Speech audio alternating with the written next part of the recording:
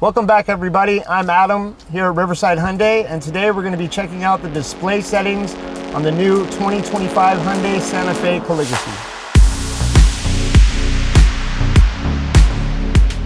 All right, so one of my favorite features here in the menu screen is the display settings. So you're going to scroll over.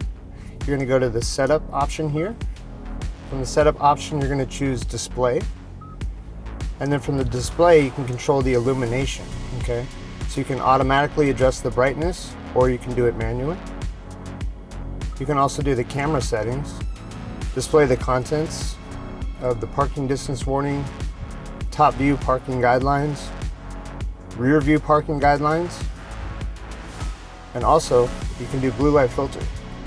The blue light reduces strain on your eyes, so you can turn that on.